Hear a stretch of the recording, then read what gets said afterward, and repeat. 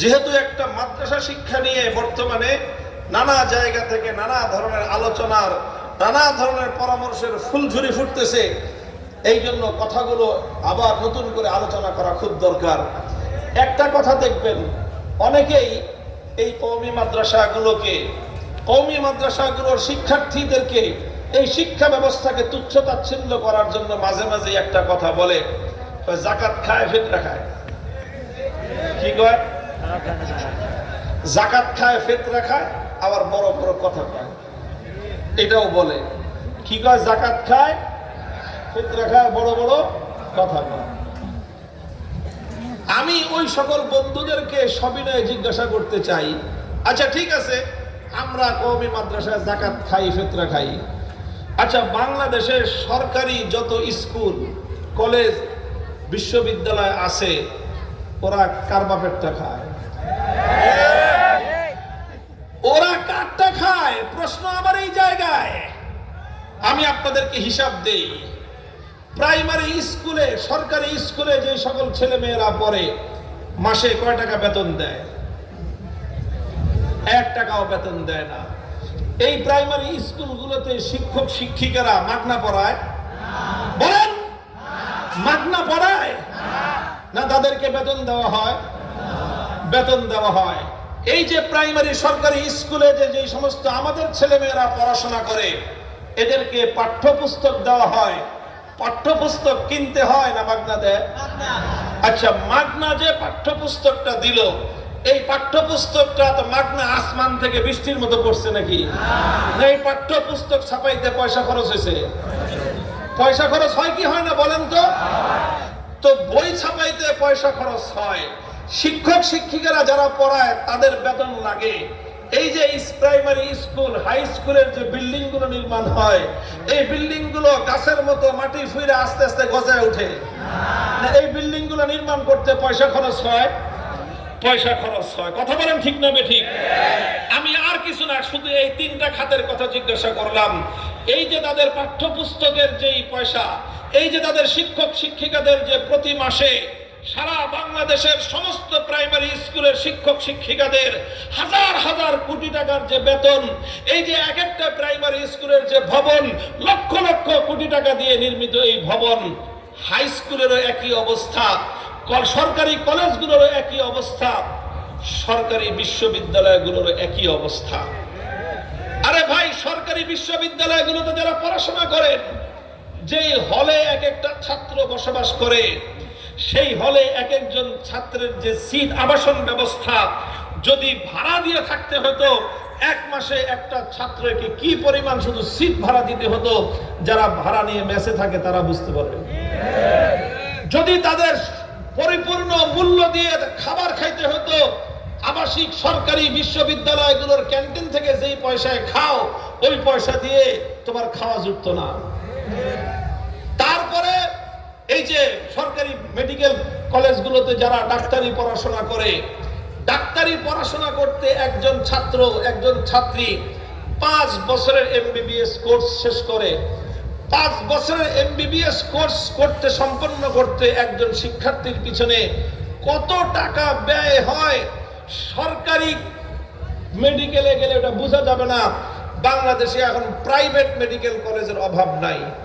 আপনাদের এই হেমায়েতপুর থেকে একটু আগাইলে সাভার এনাম মেডিকেল কলেজ আছে, এই উত্তরায় অনেকগুলো মেডিকেল কলেজ আছে, হাজার শত শত মেডিকেল কলেজ সারা দেশে আছে।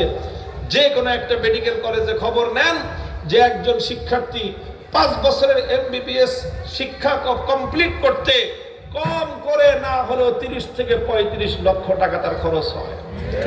ভালো মেডিকেল কলেজগুলোতে 50 লক্ষ টাকা খরচ হয়। আর সরকারি মেডিকেলগুলোতে প্রাইভেট মেডিকেল কলেজের চেয়েও সব ধরনের উন্নত মানের ফ্যাসিলিটি প্রদান করা হয়। তাহলে সরকারি মেডিকেল কলেজগুলোর যে শিক্ষার মান, তাদের যে সুবিধা, সেটাকে যদি আমি মূল্যমান দিয়ে বিচার করি, কম করে এক একটা শিক্ষার্থীর পিছনে 50 থেকে 60 লক্ষ টাকা ব্যয় হয় একজন ডাক্তার তৈরি করতে।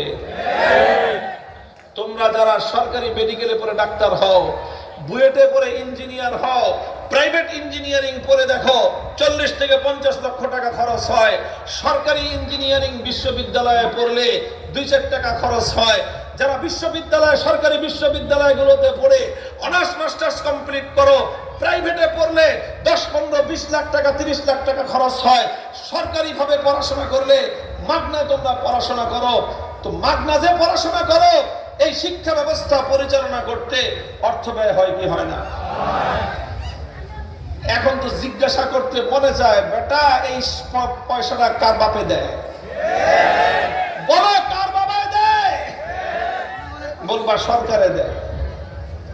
সরকার দেয়। বলবো সরকার পায় কোথায়? অতীতের যত সরকার, বর্তমান সরকার প্রধান ডক্টর ইউনূস সাহেবের বাপের তালুক বিক্রি করে খাওয়ায়। ইউনূস সাহেবের আগে ছিল শেখ হাসিনা আর বাপদাদার জমি বিক্রি করে খাওয়াইছে।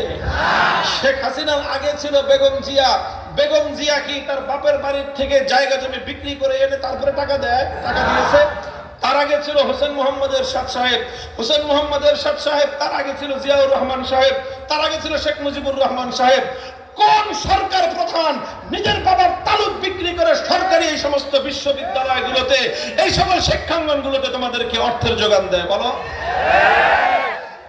কোন সরকার বাপের টাকার থেকে দেয় না। কোত্থেকে দেয়? রাষ্ট্রের ফান্ড থেকে দেয়। কার থেকে দেয়? রাষ্ট্রের ফান্ড থেকে দেয়। রাষ্ট্রের ফান্ড আসে কোত্থেকে? রাষ্ট্রের ফান্ড কি আসমান থেকে বস্তা ভরে পড়ে, না জমিন থেকে ব্যাংকের ছাতার মতো গজে ওঠে? বলেন। রাষ্ট্রের এই ফান্ড দেশের মানুষের মাথার ঘাম পায়ে ফেলানো ট্যাক্সের পয়সা থেকে জোগাড় হয়। এই ট্যাক্সের পয়সা কারা পরিশোধ করে? আরে বড় লোকরা তো শতকরা 99 জন ট্যাক্স ফাঁকি দেয়, চুরি করে। শিল্পপতিরা 100 জনের মধ্যে 90 জন দেশের সম্পদ পাচার করে। রাজনীতিবিদরা 100 জনের মধ্যে 80 জন দেশের সম্পদ লুটপাট করে, বিদেশি বেগম তারা করে। সত্যিকার অর্থে এই সকল ট্যাক্সের পয়সাগুলো কারা দেয়? ট্যাক্সের পয়সা দেয় সারাদিন মাথার ঘাম পায়ে ফেলে রক্ত পানি করে রিকশার পেডেল চালায় যেই গরিব দুঃখী মেহনতি মানুষ সংসার চালায়। দিন শেষে 500 টাকা কামাই করে 300 টাকার বাজার করে। 300 টাকার যে বাজার করলেন আপনি, আপনার প্রতি 100 টাকার বাজার থেকে আপনি চাল কিনলেন, ডাল কিনলেন, তেল কিনলেন, নুন কিনলেন। একজন রিকশাওয়ালা, নৌকার মাঝি, একজন মেহনতি কৃষক, শ্রমিক, গার্মেন্টস শ্রমিকের 100 টাকার চালের পয়সা থেকে 15 টাকা ভ্যাট কেটে সরকারের ফান্ডে যায়। তোমার 15 টাকা, তোমার এই রিকশাওয়ালা, এই গার্মেন্টসের শ্রমিক, তোমার 15 টাকা দিয়ে একটা বেটা ওই মেডিকেলে ডাক্তার হয়। তোমার 15 টাকা খেয়ে ইঞ্জিনিয়ার হয়। তোমার 15 টাকা খেয়ে প্রাচ্যের অক্সফোর্ড নামে ঢাকা বিশ্ববিদ্যালয় থেকে গ্রাজুয়েশন করে।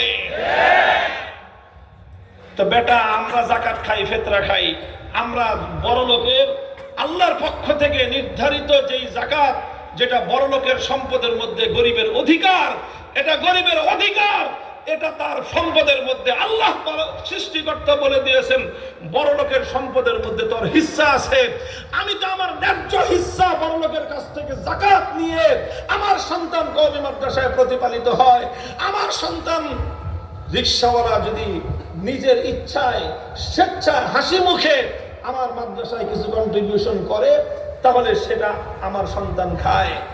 আর বেটা তুমি যে মেডিকেলে ডাক্তার হইলা, তুমি যে বুয়েটে ইঞ্জিনিয়ার হইলা, তুমি যে ঢাকা বিশ্ববিদ্যালয়ে জজ আর ব্যারিস্টার হইলা, উকিল হইলা, মুক্তার হইলা, তোমরা এই দেশের মেহনতি মানুষের, কৃষক, শ্রমিক, মজদুরের মাথার ঘাম পায়ে ফেলানো ট্যাক্সের পয়সা খেয়ে পড়াশোনা করো। তো তুমিও তো এইরকম গরিব মানুষের ভিক্ষা খেয়ে পড়ালেখা করতেছো। তো আমি যাকাত খাইলে যদি দোষ হয়, তুমি গরিব মানুষের ভিক্ষার পয়সা খেয়ে ডাক্তার হও, শরম লাগে না? আমার বাচ্চা যদি, আমার এই জাতির সন্তান, এই মাটির সন্তান যদি এদেশের মানুষের সম্পদে আল্লাহর পক্ষ থেকে নির্ধারিত হিস্সা যাকাতের অর্থ দিয়ে সে যদি মাদ্রাসায় প্রতিপালিত হয়, এটা যদি তুমি তাকে গালি দাও, তাহলে আমি এইটার জবাব পাথর দিয়ে বলবো, প্রত্যেকটা স্কুল, কলেজ, ইউনিভার্সিটিতে আমার পয়সা দিয়ে তোমরা লালিত হও। আমি ট্যাক্স পে, আল্লাহু আকবার, আল্লাহু আকবার,